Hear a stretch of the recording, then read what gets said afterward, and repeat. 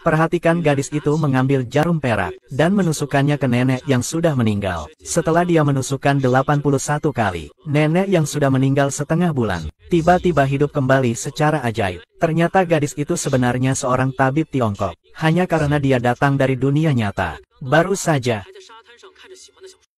tiba-tiba sebuah jet ski tidak bisa berhenti, dan langsung menuju ke arah gadis itu. Ketika gadis itu membuka mata lagi, di depannya muncul seorang pria tampan. Dia tak bisa menahan diri untuk mendekat. Ternyata pria itu memberikan dokumen perceraian. Gadis itu melihat nama di dokumen, baru sadar bahwa dirinya telah masuk ke dalam novel. Menjadi tokoh utama wanita dengan akhir yang tragis. Dan tokoh asli setelah bercerai hidup sebatang kara, bahkan dibunuh oleh mantan pacar penjudi. Agar tidak mengulangi nasib tragis tokoh asli, maka gadis itu segera memutuskan, dia tidak bisa bercerai. Maaf, peran Anda dalam buku ini adalah CEO yang arogan dan sombong. Penampilannya dingin dan tidak ramah. Sebenarnya sangat tenang. Tadi kamu tiba-tiba pingsan. Kamu mungkin terlalu lelah. Sebaiknya kembali ke kamar dan istirahat dulu. Saat itu seorang pelayan tiba-tiba melapor. Katanya nyonya tua pingsan. Pria itu dengan cemas menyuruh pelayan segera memanggil dokter. Dan gadis itu teringat Nyonya Qin dalam buku. Selalu pusing-pusing. Dan masalah ini muncul setelah melahirkan sang presiden. Dia berpikir 80% ini adalah penyakit pasca persalinan. Jadi sebagai dokter ajaib, gadis itu siap menyelamatkan. Namun saat itu juga, dokter juga datang. Ingin membawa Nyonya tua ke rumah sakit untuk pemeriksaan. Tidak ada waktu lagi. Harus segera menyelamatkan. Bagaimana menyelamatkan tanpa pemeriksaan? Sekarang semua orang bisa langsung menyelamatkan. Kamu dokter barat, kamu tidak tahu hebatnya pengobatan tradisional Tiongkok. Orang-orang, siapkan jarum perak untukku. Gadis itu baru saja menusuk beberapa jarum. Wanita tua itu benar-benar terbangun. Dan karena kejadian ini, CEO menekan gadis itu ke dinding. Mempertanyakan kapan dia belajar kedokteran. Saya belajar kedokteran sendiri. Kamu pikir saya akan percaya? Aku belajar sendiri pengobatan tradisional Tiongkok untuk merawat nenek. Setiap kali aku merawatnya, nenek selalu tertawa kecil. Tidak menyalahkanku. Arwah nenek di surga akan memahamimu. Setelah memastikan dirinya benar-benar melintasi waktu, gadis itu meninjau kembali alur cerita novel. Dalam novel, bos besar tidak menyukai pemilik asli tubuh ini. Mereka pasti akan bercerai. Dan jika gadis itu ingin tetap tinggal, dia harus membuat bos besar menyukainya. Jadi gadis itu segera memutuskan untuk melakukan dua hal sekaligus. Dengan cepat menaklukkan bos besar, dan mengubah nasib tragis aslinya. Kamu terlalu lelah belakangan ini. Aku membuatkanmu susu hangat. Kamu datang tepat waktu. Tanda tangani ini. Apa ini? Bukankah sudah sepakat untuk bercerai setelah 7 hari kematian nenek? Tanda tangani dulu. Bercerai setelah 7 hari kematian nenek, agar tidak membiarkan bos besar menceraikan dirinya sendiri. Gadis itu berkata bahwa dia bisa menyembuhkan ibu dari pria kaya itu. Hanya perlu waktu 1 tahun. Setelah 1 tahun, dia akan bercerai dengan pria itu. Jadi, pria itu setuju dengan ragu-ragu. Baru saja masalah ini teratasi, wanita licik itu menelepon pria kaya itu. Mingli, apakah kamu sudah bercerai dengan wanita itu? Nona Wei, ini urusan pribadi saya. Kamu tidak perlu khawatir. Gadis itu tahu bahwa dia adalah penjahat besar dalam buku itu. Perempuan licik itu adalah menantu favorit ibu bos besar. Jadi gadis itu memutuskan untuk melawannya. Dia juga tidak akan membiarkan bos besar direbut. Keesokan harinya, perempuan licik itu datang ke rumah bos besar. Begitu bertemu, mereka langsung bertengkar. Kamu seorang yatim piatu yang tidak punya ayah dan ibu. Hanya karena keberuntungan yang buruk nenek memperhatikanmu. Kamu benar-benar menganggap dirimu istri Qin. Saya bukan istri Qin. Apakah kamu istri Qin? Mau tidak? Saya tunjukkan sertifikat pernikahan saya dan suami saya. Lagi pula, jika saya benar-benar bercerai, apa urusanmu? Kamu jalang. Selain memukul, apa lagi yang bisa kamu lakukan? Apa yang sedang kamu ributkan? Mingli. Mingli, tadi Nona Wei. Dia membuliku. Dan dia juga mau memukulku. Bagaimana mungkin dia mencuri kalimatku? Kamu bicara sembarangan. Jelas-jelas dia yang memukulku lebih dulu. Aku tumbuh besar di panti asuhan, tanpa keluarga atau teman. Selalu orang lain yang menindasku. Bagaimana mungkin aku menindasmu? Dasar aktor, kamu menghina. Siapa yang menyuruhmu membuat keributan di rumahku? Dialah yang pertama kali berbicara tidak sopan. Dia adalah Qin saya. Hormatlah padanya. Kamu membelanya. Dia seorang yatim piatu yang tidak punya apa-apa. Apa yang bisa dia bantu untukmu? Sedangkan aku berbeda. Aku bisa membantu mendapatkan tanah yang dimiliki pamanku. Aku tidak perlu segera pergi.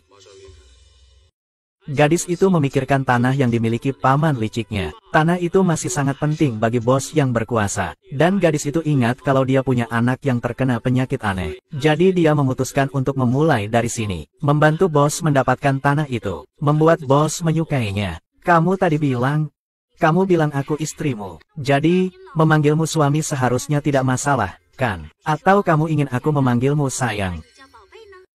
Apa panggilanku sebelumnya? Masih akan tetap sama. Baiklah sayang suami. Menunggu sampai keesokan harinya, CEO membawa gadis itu ke rumah paman wanita licik. Dan wanita licik itu agar bisa menikah dengan CEO. Dia meminta pamannya memberikan tanah itu kepada CEO. Dan pamannya juga sangat mengerti. Mengatakan jika CEO menikahi wanita licik itu, tanah itu akan dijadikan hadiah pernikahan mereka. Namun CEO dengan tegas menolak. Mengatakan bahwa dirinya tidak mungkin menikahi wanita licik itu. Saat dia bersiap untuk berbalik dan pergi, gadis itu menghentikan presiden. Kemudian melihat tuan muda yang menderita penyakit aneh itu. Berani bertanya, apakah tuan muda biasanya pemarah? Makan menolak ikan, dan jelek serta takut cahaya dan tubuh dingin. Bagaimana kamu tahu itu? Saya ini tidak pandai, sedikit tahu tentang kedokteran.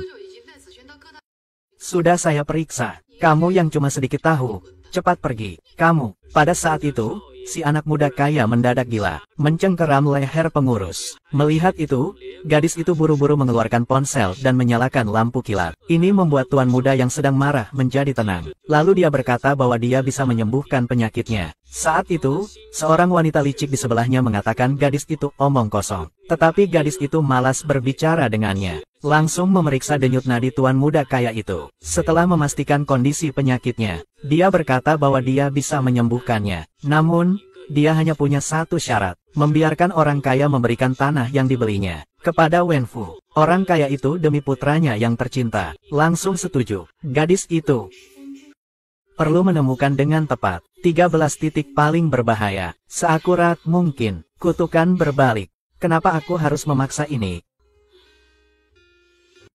Apa yang kamu lakukan? Besok aku akan melakukan akupuntur untuk Tuan Zhao. Aku sedang berlatih. Mengambil tanah adalah urusanku. Kamu tidak perlu khawatir. Urusanmu adalah urusanku. Tenang saja, serahkan padaku. Tidak perlu. Hei, jangan pergi.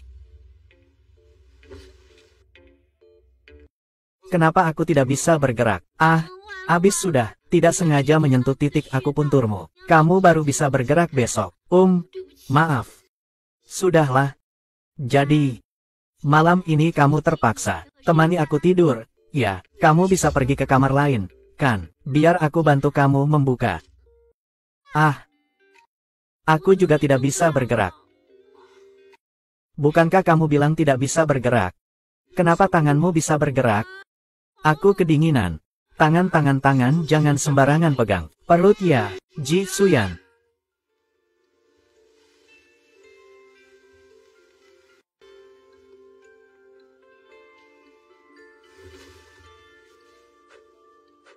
Aku bisa bergerak. Bibi Zhang, kamu datang. Di mana nyonya? Dia sudah pergi pagi-pagi. Suntikan ini harus benar-benar tepat. Kalau salah suntik, seumur hidupmu akan dihabiskan di militer. Mana sesederhana tertusuk begitu. Begitu salah tusuk, pusaka jahat akan berbalik menyerang. Orang seperti anjing gila. Takutnya setiap orang yang hadir tidak akan bisa lolos.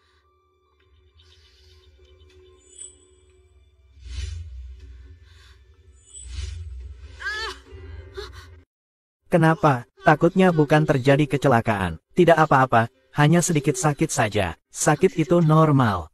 Normal. Menurutku kamu kurang ahli. Jarum ini bisa menyembuhkan atau mencelakakan. Kamu percaya atau tidak? Satu suntikan ini bisa membuatmu lumpuh wajah. Kamu pikir aku takut padamu? Terserah. Aku beri kamu dua pilihan. Kamu bisa pergi dengan baik-baik sekarang. Atau aku akan memanggilmu orang lumpuh wajah. Sudah cukup Wei Tingsui. Kamu keluar saja. Jangan mengganggu perawatanku. Tingsui, Kamu keluar dulu, Paman. Dengar dan keluar.